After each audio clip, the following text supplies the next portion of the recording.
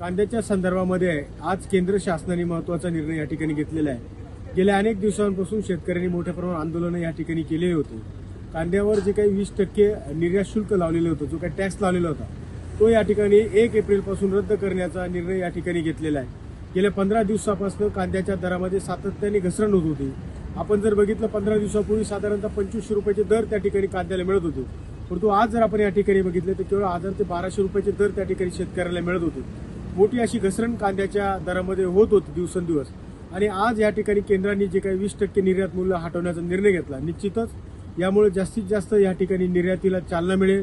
कारण ह्या वर्षी कांद्याचं उत्पादन सुद्धा मोठ्या प्रमाणावर झालेले, त्यामुळे त्याच प्रमाणामध्ये निर्यात सुद्धा होणं गरजेचं आहे। त्यामुळे निर्यातीला चालना देण्यासाठी ज्या पद्धतीने 20% निर्यात शुल्क रद्द केलेले, त्याच पद्धतीने जास्तीत जास्त कांदा निर्यात होण्यासाठी त्या ठिकाणी 10% अनुदान सुद्धा देण्याची घोषणा केंद्र शासनाने करावी। आता ही सुद्धा मागणी शेतकऱ्यांच्या वतीने होऊ राहिली आणि या संदर्भात सुद्धा लवकरात लवकर केंद्र शासन निर्णय घेईल अशी शेतकऱ्यांची अपेक्षा आहे।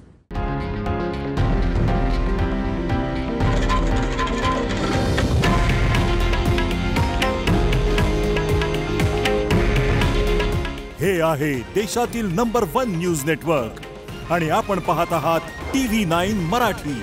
काळजी तुमची, हित महाराष्ट्राचं।